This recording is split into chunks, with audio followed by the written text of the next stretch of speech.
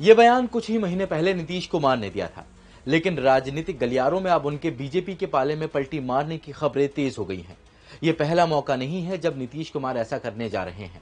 इससे पहले एक नहीं बल्कि 5 बार वो एक से दूसरी पार्टी का दामन थाम चुके हैं। इंजीनियरिंग कॉलेज में पढ़ाई करते वक्त नीतीश कुमार ने राजनीति में अपना पहला कदम रखा था। ये वो वक्त था जब जनता पार्टी का देश में जोर था। साल 1977 में नीतीश ने जनता पार्टी के टिकट पर विधानसभा चुनाव लड़ा, लेकिन वो हार गए। 1980 में भी निराशा उन्हें हाथ लगी, पर तीसरी बार किस्मत ने साथ दिया और वो 1985 में पहली बार हरनौत से विधायक बने।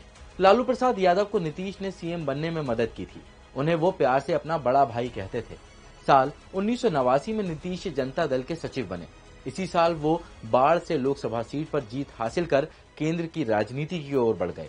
पहली पलटी साल 1994 में बिहार में हुए विधानसभा चुनावों के बाद लालू प्रसाद के साथ नीतीश कुमार भी सीएम बनना चाहते थे। इसके लिए उन्होंने समाजवादी आंदोलन के प्रमुख नेता जॉर्ज फर्नांडिस के साथ मिलकर समता पार्टी का गठन किया। इसके बाद वो एनडीए गठबंधन के अंदर बीजेपी के साथ चुनाव लड़े और केंद्र मंत्री भी रहे। इस बीच मंत्री पद से इस्तीफा और फिर मंत्री बनने का उनका दौर जारी रहा। राजनीति का रुख बदल रहा था। उसी को भांपते हुए नीतीश कुमार ने 2003 में समता पार्टी और शरद यादव की जनता दल का विलय कर नई पार्टी जनता दल यूनाइटेड की नींव रखी।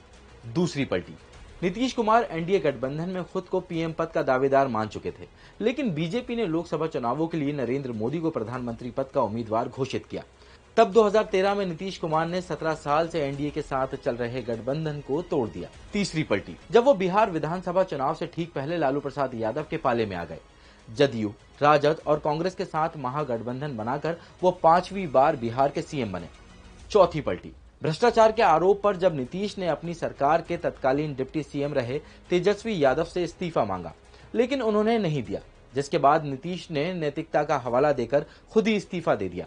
वो रातों रात बीजेपी से जा मिले और सत्ता फिर से उनके हाथों में आ गई। पांचवी पलटी उस वक्त बिहार की 40 लोकसभा सीटों में से 17 पर बीजेपी और 16 पर जेडीयू जीती थी।